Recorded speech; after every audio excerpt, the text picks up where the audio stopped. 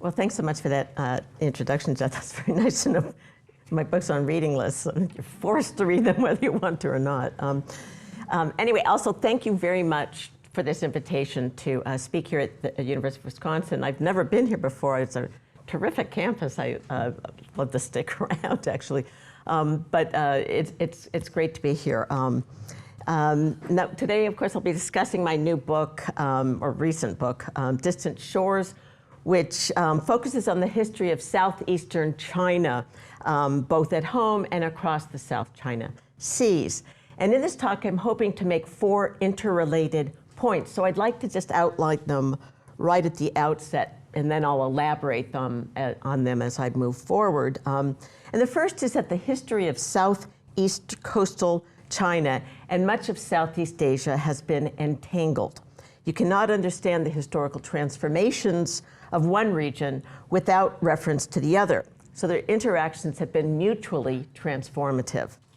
The second point is convergence, not divergence. I agree with Ken Pomerantz's idea that China appeared to be heading toward an ecological crisis after 1750, but I disagree with his point that China, unlike Europe, collapsed in crisis because they did not have access to colonial sites. Unlike the region on which he focused, the lower Yangtze region, just around the larger Shanghai area, the fate of the southeast coast was different. Then thirdly, and related to the second point, the process of Chinese migration to an investment in Southeast Asia in the 19th and early 20th century was quasi-colonial, but it was not colonial. I characterize that quasi-colonial process as territorialism. And then fourthly, the social history of the Chinese native place or dialect groups in Southeast Asia and in Shanghai and Hong Kong, for that matter, was translocal. That is to say, it was collectively experienced in multiple locations across their maritime frontier. And in this book, I focus on the Chaozhouese or Teozhou or Deozhou group. And I chose to focus on them because unlike the Fujianese and the Cantonese, who had a longer and more notable history of as commercial powerhouses across the oceans, the emergence of the Chaozhouese was a uniquely modern phenomenon. It reflected the simultaneous expansion of the opium trade, the formalization of colonial rule in Southeast Asia, the rise of semi-colonialism in treaty port China, and the political decline of China. And Chaozhou itself is on the southeast coast, as I said. I'll show a map in a second, but it's both a local culture and an administrative prefecture in Guangdong province in southeastern China. And in 1858, a small port in the region, known then as Swatao, it's Shantou, was transformed into a treaty port. And that begins the treaty port history of Chaozhou. But before I elaborate on these 4 points, I'd like to tell you a little story. Liu Xizhi, the man on your left, departed for the British Strait settlements, that's the Malay Peninsula, or the British Strait settlements, on a Chinese red-bowed junk sometime in the 1840s. He hailed from Liaolong village in Haiyang County in Chaozhou. And he initially made his living in the Straits as a sanpan operator, a shanban operator, because migrants like Liu from the Chaozhou region of the southeast coast of China dominated the sanpan business in Singapore in those days. And he engaged in the classic middleman role of purchasing goods from indigenous people from a small flat-bottom vessel and then turning around and selling those goods in town. And by the 1850s, he established his own firm, known in English as Lo Ajit, which was also the name by which English people referred to him. And it was known in Chinese as Rongfeng Hong. And his firm specialized in the production and sale of gutta percha. That's a type of rubber that is native to Southeast Asia. Gutta percha was uniquely retains its stability and flexibility in salt water. And therefore, it was spectacularly useful as an insulator for the submarine telegraph cables that were laid during the latter half of the 19th century. So by the 1860s, Lo Ajit had emerged as the leading wholesaler of gutta percha in peninsular Malaya, if not all of Southeast Asia. Now, Leo forged a close relationship with Patterson, Simon and Company, who were major shippers in Singapore and whose own biggest client was the British Telegraph and Construction Maintenance Company. This was the paramount manufacturer and installer of cables around the world. And by 1900, TC&M had manufactured and placed 2/3 of the world's cables. That's over 160,000 miles of conductivity across the Atlantic, Pacific, and Indian Oceans. And Liu Shizhi was an important part of that story. Here you have the small-time sampan trader from Liaolong village who emerged as the major wholesale supplier to a British shipping firm that itself evolved into the main source of insulation for the world's preeminent telecommunications company. So he was the right man in the right place at the right time. For he founded his company just as submarine cables were being placed, first across the English Channel and the Irish Sea in the 1850s, and then across the wider oceans from the 1860s to the 1920s. He retired to his village, an obviously quite wealthy man in the 1870s, and under the management of his able sons and grandsons, I should quote here, the fortunes of his business rose as if lifted by a cyclonic power, end of quote. That was from the obit of one of the sons. But anyway, so they were quite successful, and they also diversified the family investments into opium farming, real estate, banking, that's modern banking, the rice trade, and gum production in Siam. And so the Liu emerged among the commercial elite of Singapore. And their specialization, or early specialization in the gutta percha trade, placed the family at the intersection of colonial resource extraction and the European technological revolution. Their business was also integral to the process that telegraphically linked London to almost all of its colonies and naval bases at the height of British imperial expansion. So this is surely one of the more remarkable success stories among overseas Chinese, or in overseas Chinese history. And yet, aside from their obvious wealth and prominence, which obviously made them unique in many ways, many of their personal experiences were commonly shared with the many Chaozhouis who sojourned between China and the colonies, sultanates, and kingdoms of the South China Sea from the mid-18th century to the 1920s.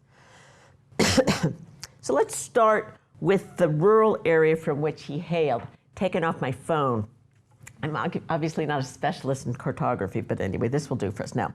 His village was adjacent to Anbu, which is actually placed right here on the map.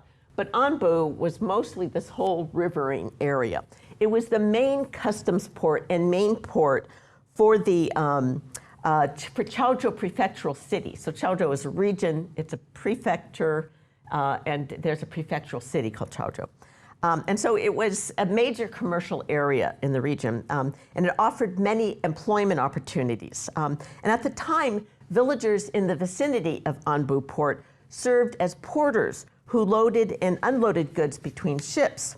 And so locally, the hamlets were referred to as villages of the sea because of their long association with coastal and international shipping. Now, many of these villages emerged as major immigrant centers, not simply because of their commercial connections and the ease of riverine transport, but also because of their tradition of rural boating. One specialty many of them carried overseas, as we see in the case of Liu Shizhi, at least his early sampan operations. But Liaolong was only one of many of these emigrant cities or villages. Liaolong is here. There's actually two mentions of it here. But you could look down here. Longkang village was a village from which a man by the name of Nguyen hailed. He's better known in Vietnam as Quoc Tam. And so he's the rice king of Saigon. And so obviously a super successful person. He basically, he's the main driver behind the creation of the rice milling business in Cholon, the Chinese center of Saigon. So that's one village. Another village, Guolong, and again, multiple, they obviously had a lot of land, which is another point I'll make later. The Guos of Guolong, they became very prominent business people in Singapore, and they were among the largest landowners in the region. And they were part of that local elite that helped the post-Taiping Chinese government reestablish itself and rebuild itself. They're the kind of like a very politically influential elite in the area. So one point I make in the book is that the old demographically based theories of economic decline in China, at least coastal China, overemphasized farming and access to land. So in other words, the old argument held that the human population grew faster than available cultivable land. And as a result of imbalances in human land ratios, poverty ensued. That's basically, in a nutshell, the old interpretations. But in fact, in port regions like Anbu, or really anywhere else along the coast, frankly, they offered all sorts of alternative or supplemental forms of employment. Excuse me, as dock workers, fisher folk, boatmen, sailors, prostitutes, peddlers, sugar mill hands, manufacturers of commodities for export, shell harvesting for lime production, which by the 19th century was a multi-million-dollar business in this region of Chaozhou by the mid-19th century. So thriving economies are not necessarily marked by every family holding their own adequate plot of land. By the 1720s, in fact, in some coastal areas of Chaozhou, even farm families relied on farming for only half of their household income. The rest of their income derived from other sources. Now, the collective family or familial lives of Chaozhouese was lived translocally in port regions across their vast water world. That is to say, collective family life was lived in more than one location. In the case of the Liu, family members resided in Chaozhou, Hong Kong, and Singapore, and to a lesser extent in Bangkok and in Manila. And prior to the 20th century, the women usually remained in China, and they played this very important role of staking the family claim to village land as their men sailed overseas to work. And so workers and merchants alike maintained intimate connections with their native place wherever they were.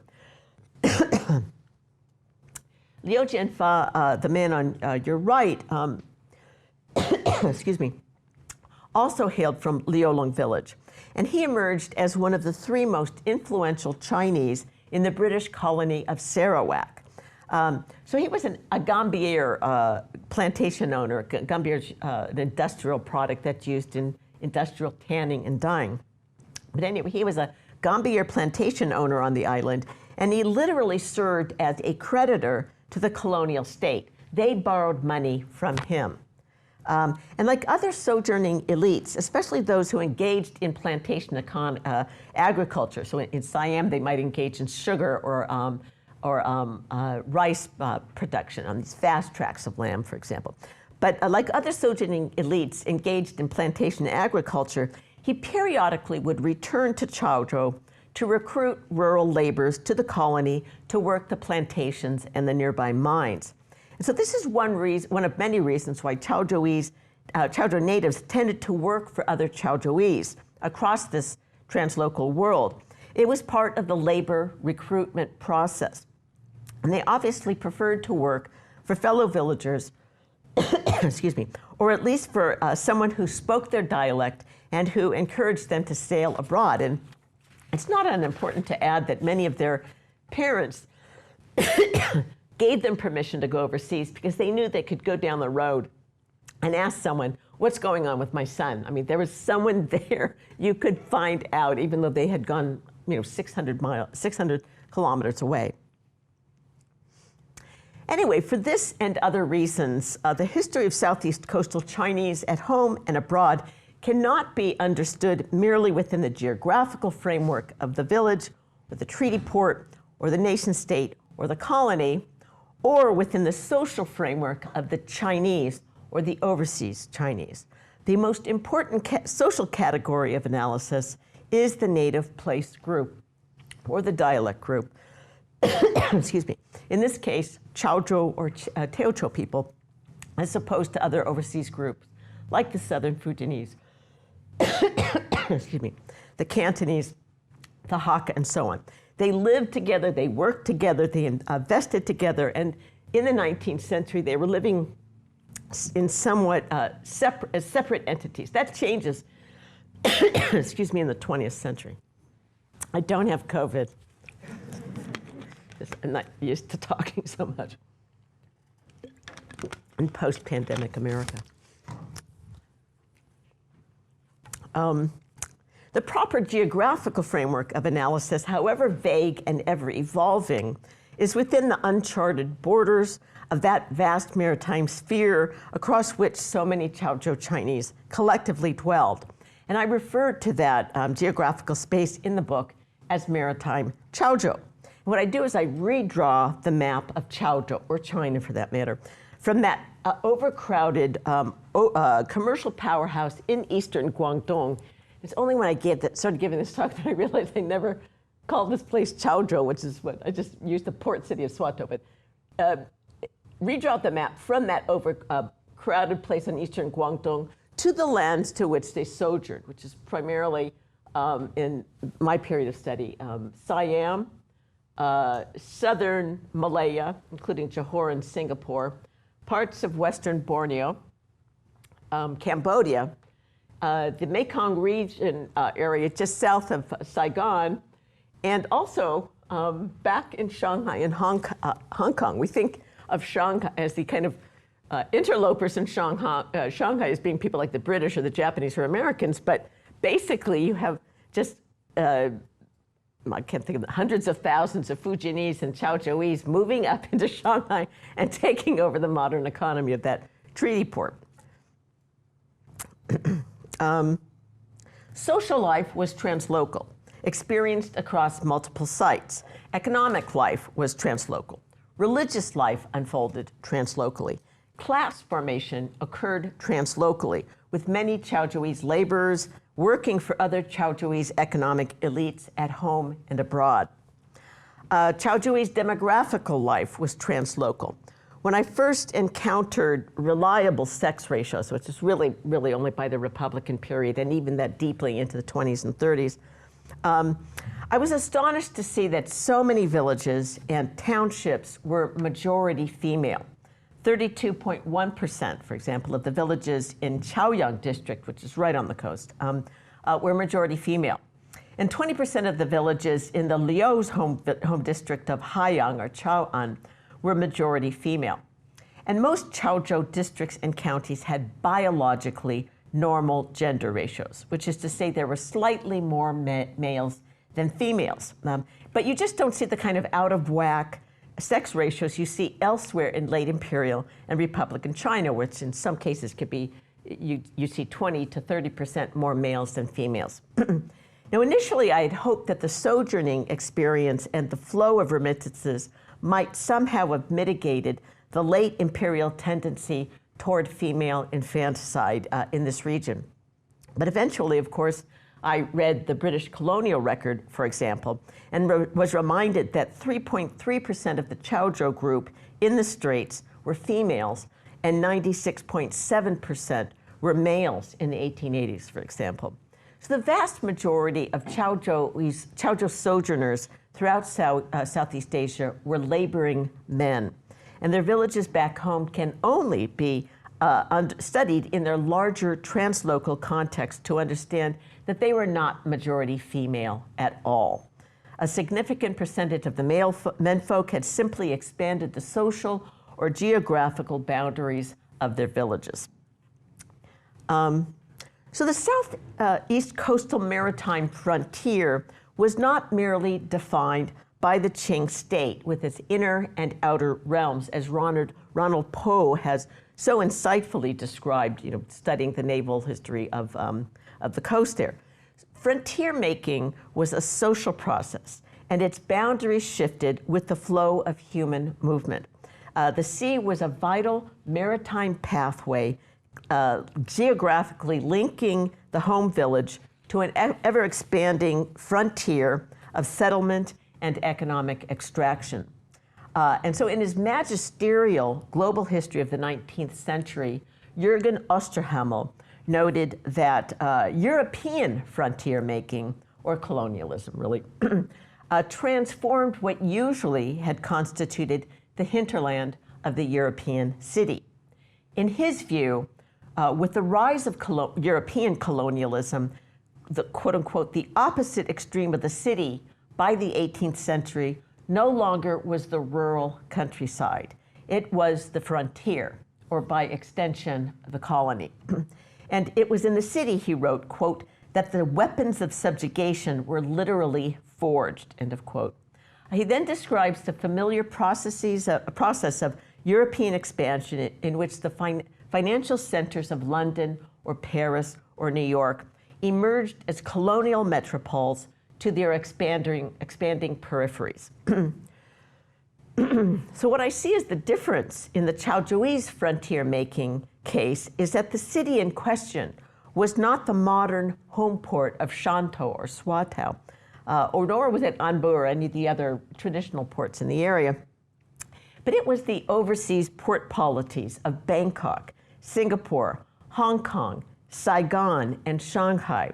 These dynamic metropoles themselves were economically and demographically incorporated into the Chaozhou social frontier.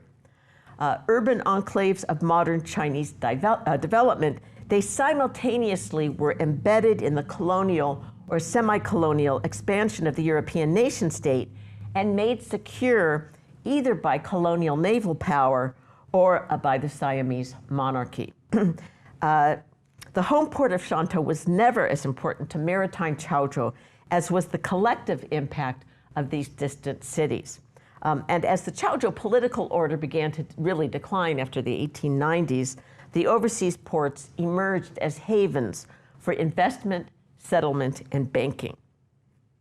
Now, the heyday of maritime Chaozhou arced from the triumphant rise of the half Chaozhouese, half Siamese king of Siam, Taksin, in 1767 to the catastrophic collapse of the global economy in 1929, followed by the World War II and then the Chinese Civil War. And during this heyday, Chaozhou merchants joined the ranks of the Fujianese and the Cantonese as commanding players in the commerce and commodity production of Southeast Asia, while legions of laborers sustained their families by sojourning abroad to work. From 1869 to 1948, almost 6 million Chinese departed the treaty port of Shantou. Employed primarily by Chaozhou Chinese businesses, they produced gambier, pepper, rice, sugar, and fruit on overseas plantations and mills, or they toiled in mines or served as boatmen and sailors. So capital derived from overseas investments primarily was reinvested abroad, while the home folk grew dependent on financial remittances and philanthropy, and some modern investment. And those remittances exacerbated the class disparities at home between those who had family abroad and those who did not. The history, culture, and economy of Chaozhou became increasingly entangled with those of Shanghai, Bangkok, Southern Malaya, West Borneo, and Hong Kong. So that is to say, the period from 1767 to 1929 witnessed a great convergence of southeastern China with the lands of the Nanyang, or the South China Sea. Southeast coastal Chinese were not necessarily trapped in an ecological cul-de-sac, as Ken Pomerantz has famously asserted for the lower Yangtze region and elsewhere in China. Like the colonizing nations of Europe, they gained access to overseas land, resources, and investment and work opportunities after the 18th century.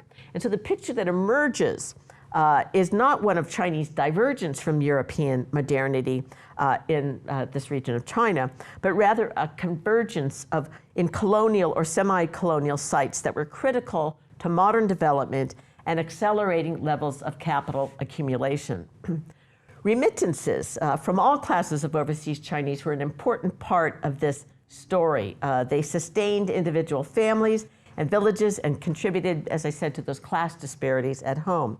They also offset trade deficits that plagued the region, and really most of coastal China in the first half of the 20th century. And they derived from overseas commercial and industrial development and investments, as well as on wage labor abroad.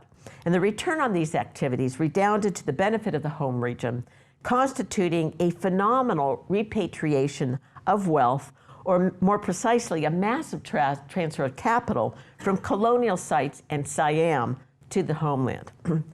Now, Europeans who encountered groups of Chaozhou Chinese, and other Chinese, I should add, but Chaozhou Chinese living in Southeast Asia in the 18th century and early 19th centuries referred to those settlements as colonies. They called them colonies.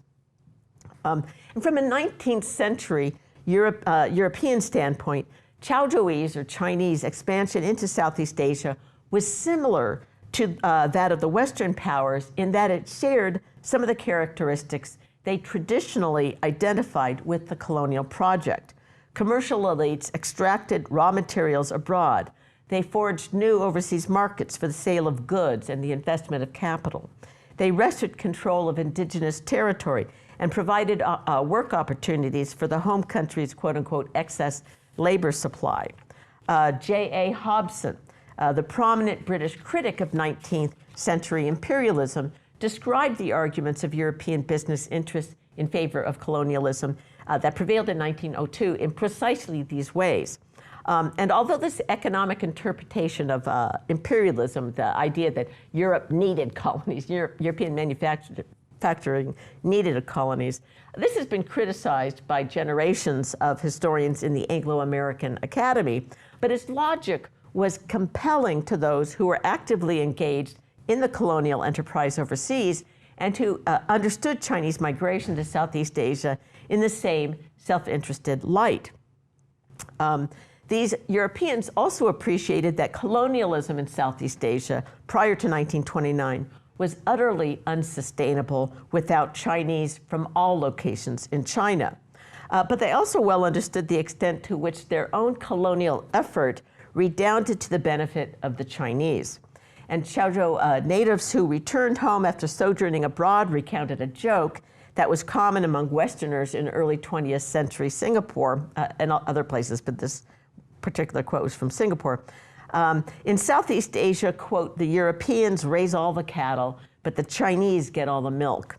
The joke exaggerated the disadvantages of the Europeans, I should add, and it antagonized Chinese who felt they did all the hard work of raising the cattle, so to speak, so they didn't like that either. But it reflected Western anxieties about the ways Chinese profited from the colonial enterprise without bearing much of the onus of being imperialists.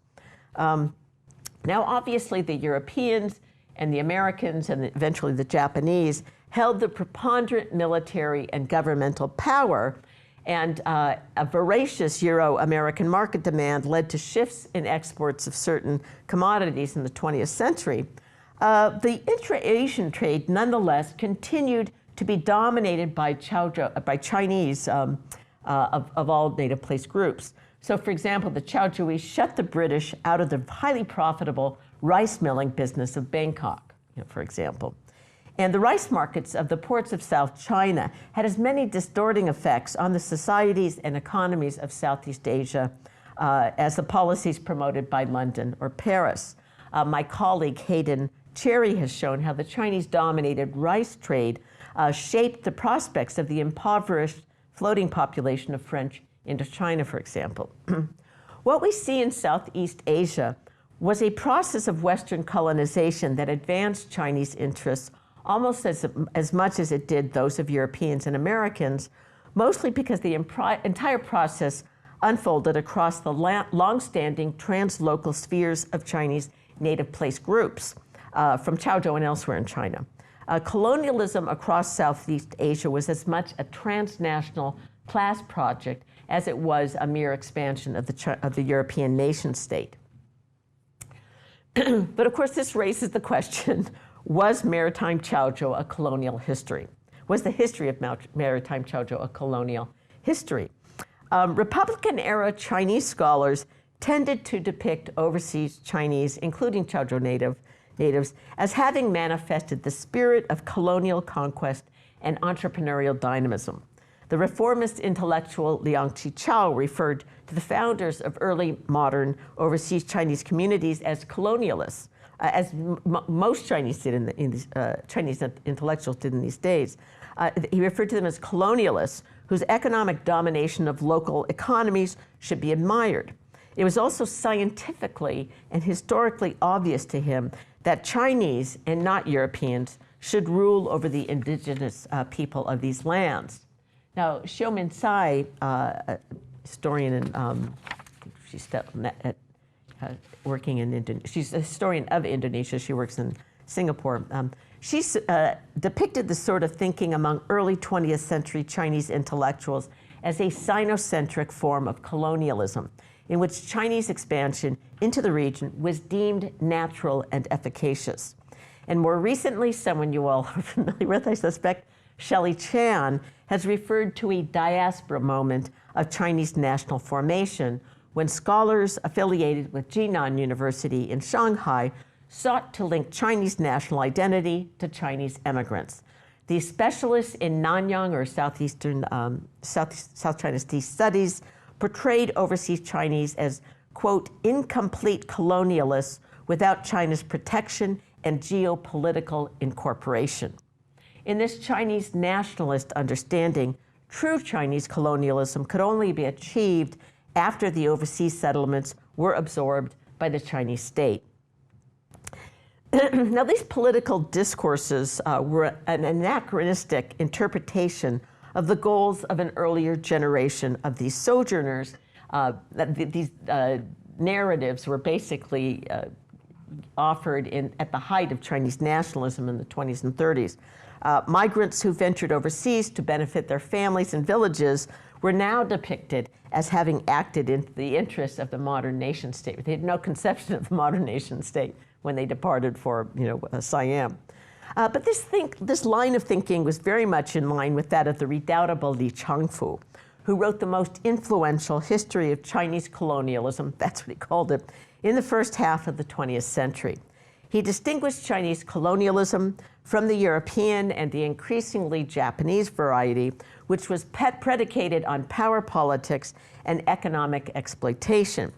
Instead, he asserted, the Chinese version was characterized by mass migration to Southeast Asia and was a natural expansion of the geographical environment of the two southeastern maritime provinces of Fujian and Guangdong.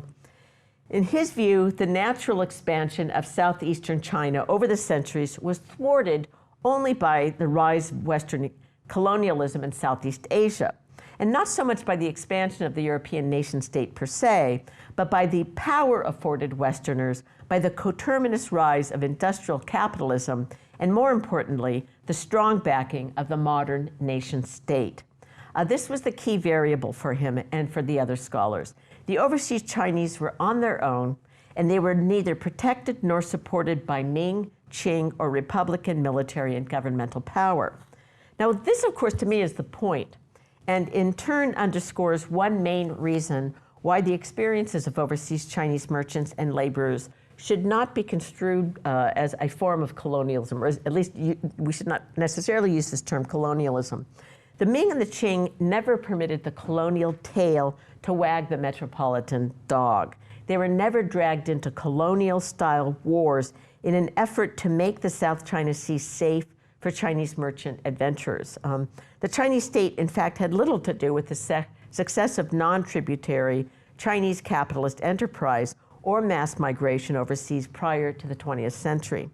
And yes, overseas Chinese were on their own, but the absence of Chinese state power, in fact, enabled these Chinese to engage in territorial acquisition, resource extraction, and commercial domination in a manner that was more enduring and perhaps even more successful than that of many Europeans prior to the 20th century.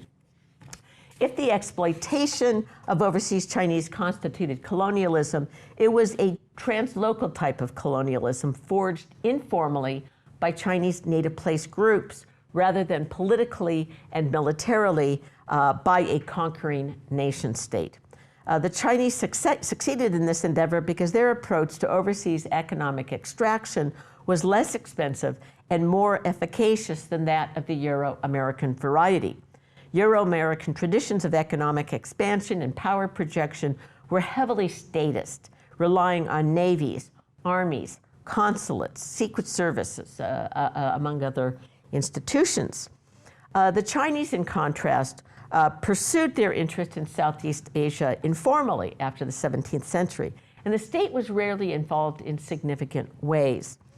Instead, Chinese relied on such institutions as merchant-dominated native place associations, or huiguan, gongsi, brotherhoods, and business networks. And these facilitated a cheaper and more effective approach to economic expansion and success. They were informal, adaptive, and inexpensive. So I think colonialism is too limited a term to apply to the variegated experiences of overseas Chinese. Chaozhou's economic and demographic expansion into Southeast Asia and Shanghai reflected less a colonial dynamic than a territorial one. And by territoriality, I do not refer to the organizing principles of modern European nation states in which state power is exerted over defined blocks of space and territorial control is understood as an extension of the state's power. I instead invoke a more primordial idea of the territory as the, quote, primary geographical expression of social power, as the geographer Robert David Sack has described it. In this understanding, quote, territoriality is an indispensable means to power at all levels, from the personal to the international. In humans, it is best understood as a spatial strategy to affect, influence, or control resources. It is a form of spatial behavior. And so territorialism encompasses the entire range of human geospatial behavior. Humans deploy a repertoire of strategies to maximize their access to and social control over land. And the territorial strategies employed by Chaozhou natives across their maritime sphere reflected this diversity. Sometimes they advanced their interests at home through violence, but for the most part, they simply migrated in enormous numbers to polities that were administered by others. Sometimes they cooperated with colonial authorities, and sometimes they evaded or resisted them. Similarly, they adopted various strategies of cooperation and resistance to the European presence back in China itself. Unlike most Chinese dialect groups, Chaozhouis effectively resisted and even economically dominated the British in eastern Guangdong, as well as in Shanghai in the 19th century. Overseas, they lacked sovereign control over the land, yet they achieved near total domination of many of the resources and commodities produced in these territories. So indeed, the absence of formal sovereignty enhanced the Chinese advantage across a much wider translocal maritime world than political sovereignty would have made possible in any specific locale. A rice king like Guoyan became wealthy in the rice milling business of Saigon, even as he became a major, if not one of the major, property owners in Singapore. A family like the Liu made a fortune in the rubber business in Singapore, Johor, and Manila. The banking industry in Singapore, the rice trade connecting Saigon, Shantou, Hong Kong, and Bangkok, and the gum industry in Siam. They and other Chaozhou elite families were among the biggest landowners in Singapore. They were also among the biggest landowners back in Chaozhou. Their territorial strategy was to abjure the juridical and political control of territory and instead control commodities and sectors of the labor market, which enabled them to dominate, along with other Chinese, much of the commerce of the port cities of the South China Sea. But this process was not simply one of human migration. It involved economic extraction and the structural transformation of overseas economies, especially those of Siam and Cambodia. So the Chinese achieved all of the benefits of colonialism, access to territory and natural resources, and opportunities for work, investment, and accumulation of capital without the cost, bother, and infamy of territorial administration. They left that to states that served as their nominal overlords. So the book's about many other things besides that, but those are the basic arguments. Thanks.